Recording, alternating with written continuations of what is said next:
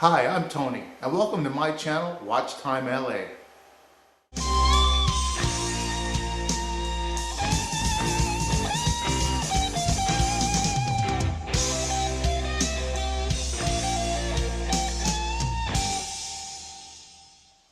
Hello ladies and gentlemen, today we'll be reviewing the Vestal Observer chronograph. And again, I'm not a real big on the whole unboxing thing, but I just figured I'd show you what this particular box looked like. It's a pretty large box, and I didn't know anything about the Vestal brand, by the way. This was a gift for my 60th birthday, and it was a milestone. My wife got it for me. I'd never heard of them, but let's take a look and I'll give you my impression. So when I first took the box apart, by the way, it came apart from the bottom. You can see like the glue came apart and this whole thing fell out. The bottom of it fell out and kind of looked like that. I didn't know which end I was taking it off from. But anyway, after that I figured out that we had this beautiful watch. The Vestal Observer chronograph. According to the website, it was inspired by a Navy ship. Although all over their website they say that they're musically inspired. Take it out of the box. The box has this kind of nice holder. And slide it off. It's got a little felt pad. Not too bad. Little Vestal insignia. Inside the box we have, this is the entire literature in the box, was the Vestal warranty card. Oops, sorry. And that's pretty much it. I actually went onto the website. They even tell you here to go to the website for the manual and for support. And when I went to go find out more about the company, there's an about link on their website that doesn't work. I tried it again tonight. It still doesn't work. Anyway, there's your warranty card. Box was very well secured, although obviously it's nothing to write home about. Just a cardboard box. And one of the reasons I keep boxes, especially for stuff like this, is if I ever decide to sell this. Well, this was a gift. I probably never will. But if I ever decide to sell it, it's always nice to sell it in the original box with the original packaging. Also came with the Vestal tag. So you get a shot there. And the Vestal price, which in this particular case is MSRP $250. It says that on the website too. And if you want a number, there's the number for the, if you're looking for the watch. I put my hand behind there because it makes the camera focus better. Let's take a look at the watch. When I first saw the watch, I was like, oh my, this sucker's big. I have a thing for watches over 42 millimeters. They're not really my style. I only had one, and that is my Invicta Pro Diver, which is big for me. It's about 45, 46. I prefer watches 40, 41, and actually less. 38 is very comfortable for me. This sucker comes in at a whopping 47 millimeters. And if we take a measurement here, see what we can get on the scale. Side to side, 46, 47. If you include all the hardware, look at that, 52. Pretty big. However, they kind of made up for it in a way. First of all, it's a left-handed watch. They do not make a right-handed version of this, although they do have similar watches with everything on the right side. So if you're a lefty, this is would be a normal watch for you. But if you're a righty and you put your watch on your left hand, this is actually great for a watch this size because it doesn't dig into your wrist when you move around. The other thing they did is they put the lugs are hinged. See how that works? On both sides. So even if you have a smaller wrist, I mean, if you look, as long as your wrist is at least 47 millimeters wide, it's going to sit flat on your wrist. Not like a lot of watches where the lugs are like this and they're, you know, it's just part of the case. Wrist is really wide, it sits high, or you have these things sticking out like this. But this actually makes it a really good fit. Let's look at some of the other features of the watch. It is 316L hardened steel, stainless steel all the way around. They claim every part of it is 316 marine grade stainless steel. The problem, of course, is that the stainless steel is obviously not this color, it's coated. And anytime you coat stainless steel, you know what's going to happen. You scratch it, and that's it. You can't polish it out because all you will do is take more of the coating off. So it's important to keep this scratch-free. Has a very interesting crown setup. Has a cover, kind of a couple of diesel watches like this. You unscrew this cap, and there you find a very tiny crown. Let's see if you can get a view of how small that thing really is. So the crown's actually very, very small.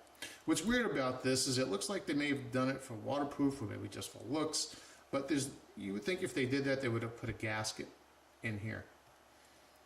Anyway, when I first saw the watch, I'm like, well, this is not something I would have bought for myself. First of all, I'd never heard of the company Vestal.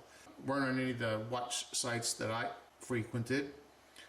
And it turns out, I think that if my wife was a guy, this is the watch she would have picked for her. And after a day or so, I came to really like it. Let me tell you why. First, like I said, very easy to mold to your wrist. The strap that they use, by the way, on their website, on one part of the website, they say it's 21 millimeters. On another, it says it's 22. The strap is extremely soft, really soft. And in fact, you can see I'm actually stretching it. That might be its demise one day, but the good news is that, I mean, obviously you'd have to either get the same one or something similar. It is using standard spring bars. They're very long, but it's still standard spring bar in there. It is a chronograph, and pushing the lower button, which is also the hinge for this cap, starts your chrono. You probably see it moving around there. Down at the bottom. Push it again to stop, and to reset top. So the bottom counts the seconds, top counts the minutes. There is no hour marker. As you can tell already by how it's jumping from second to second, this is a quartz movement. They say it's a Japanese movement. They don't say what it is. I don't want to take this, sometimes I'll take these apart just to see what's inside them.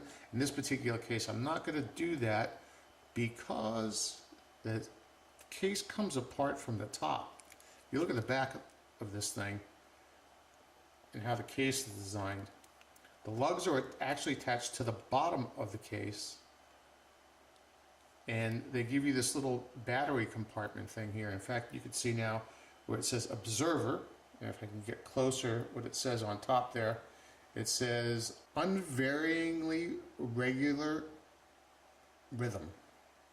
That's their slogan, I guess. I don't know. Anyway, the company's been around since around the year 2000. They say they're music inspired, and if you look on their website, it's all mobile. It's set up for mobile phones. It's very hard to navigate with a regular mouse. But you go to their website, and they got some interesting, probably cool stuff on there for a younger crowd. Crystal is a hardened mineral glass. It is not sapphire. It is not AR coated, as you can see by the intense glare, the light. But it's actually very easy to read. The contrast is superb. It has lume on there, but it is virtually useless. It doesn't really work at all. Keeps time very well. You have the date window here. It shows the day before, in case you forgot what the day before is, and it will actually look into the future and tell you what tomorrow is going to be. So, date function works great. I got to tell you one thing though. This cap is so big and the crown is so tiny. It's actually smaller than some crowns I've seen on a woman's watch.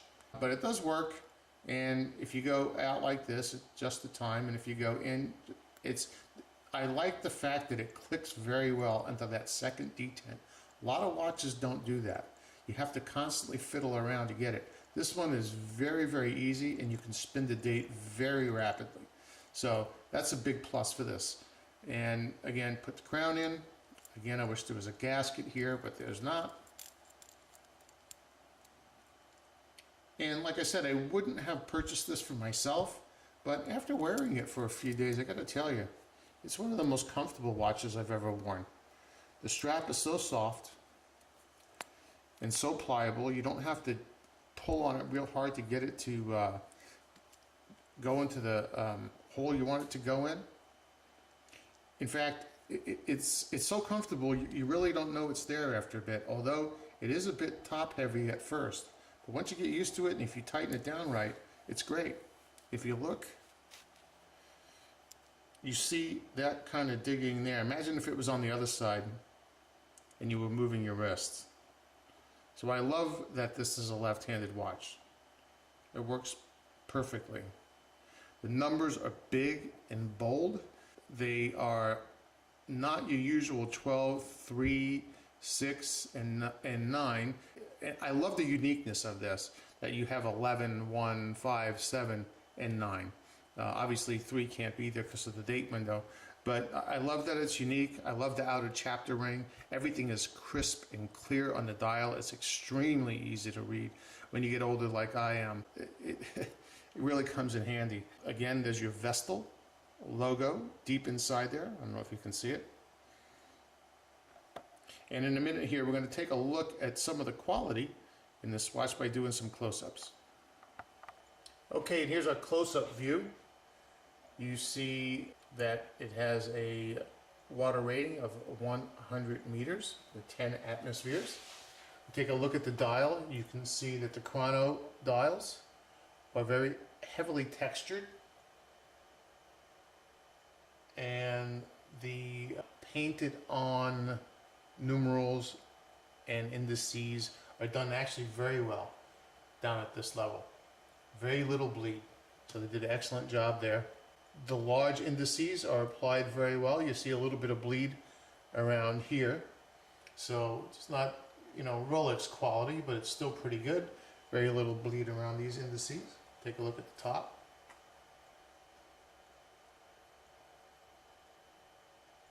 Some glare here, so I can get that away. Okay. Top still done very well.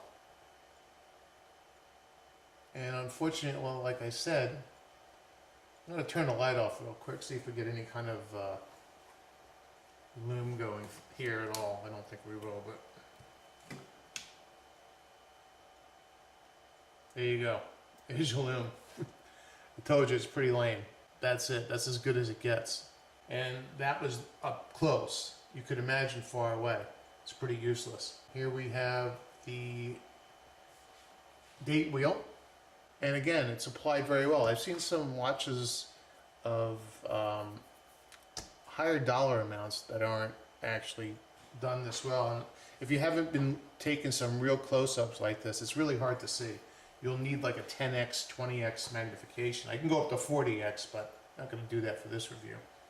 And if we look at some of the hardware now, and got some decent machine screws on there. Kind of zoom that in there. There we go. Done pretty well. Watch is put together pretty well, I have to say. We'll look at the back real quick. And here's where you replace the battery.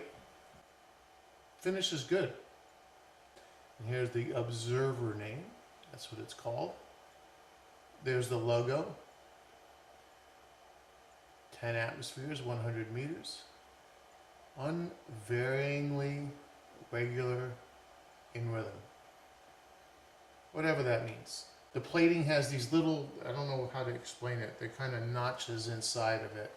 But again, this is the kind of stuff that unfortunately can easily get scratched and peeled off. Take a look at the back side of the hardware here. A close-up, it looks like it did a pretty good job on it.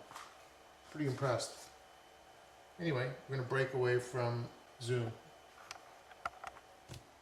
Okay, so back on the table, we're on the scale now. It comes in at 124 grams, and that is 4.35 ounces. So it's a little bit heavy, but not too bad. And ultimate conclusion, now that I have the watch, I don't think I'd get rid of it. It kind of grew on me in a lot of different ways. I found out that although it retails for $250, my wife paid about $150 on a non-Amazon website. Overall, I like the watch. I really like the uniqueness of it. I like the finish of it. I like that the lugs move and make it very comfortable to wear. And it's a gift from my wife. So what's not to like? If you like this size watch, if you're into the diesel kind of watches, I definitely recommend this watch. If you're looking for something that glows in the dark, this isn't the one. But if you look for something unique that someone's going to point out and say, hey, that's really cool looking, this is the watch for you. Anyway, I hope you enjoyed the review. If you have any questions, please let me know. If you like the channel, please subscribe. Hope to have more reviews for you soon.